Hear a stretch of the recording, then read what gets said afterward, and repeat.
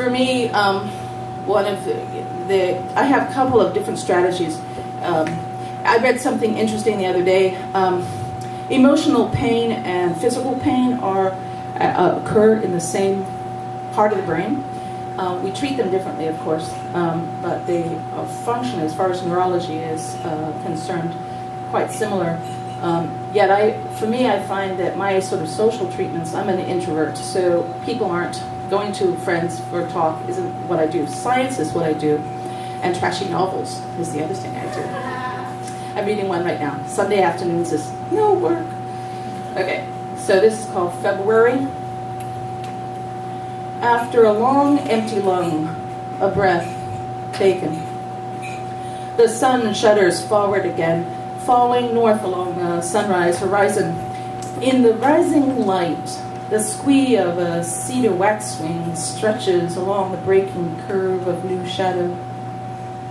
Rustle in the brush, Salal shines, sky blue with future's redolence. Long before the flowers begin to show, life under leaves is seeding. Old year's purple berries shat, here on the path forward, and blacktail pellets, fresh, a day at most. See, my life isn't all misery.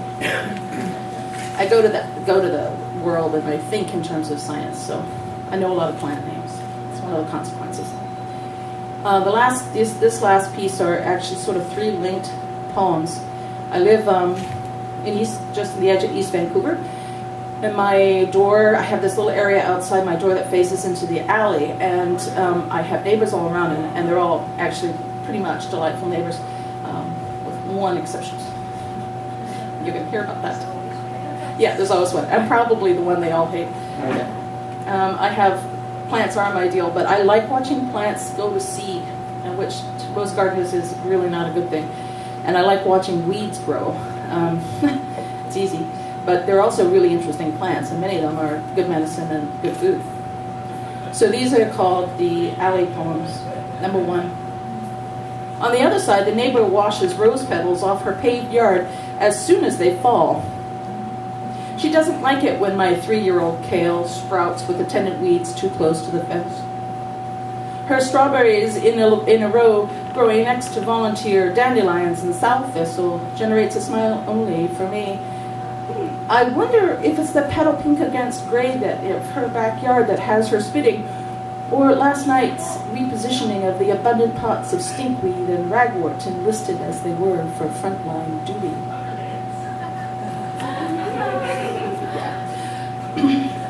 Number 2. Across the narrow alley, 5 children under the age of 8 shout. 2 intermittently cry. I'm glad they're there. The water splashes a bam, bam, bam, bam of something against a recently remodeled stained fence. Silence, too. No parental voices. I can see the top of one adult head slouching against the back window. I think that's a bottle being raised. One particularly piercing scream, "Mommy, save me!" responds to the flight path of a bee. One robed adult arrives on the run. Oh yes, I'm glad the children are over there, beyond the fence. And this is the last one.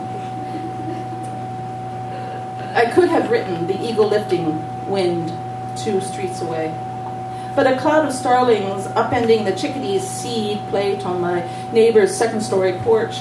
Yearling, beak clatter, turmoil on wings and flying seeds, stamping, shout, the neighbor's arms milling as he reached the still tottering plate, seed chaff and bird feathers spitting out into the alley's empty air. When I remembered to look back, the eagle had gone, so I didn't finish it. Thanks.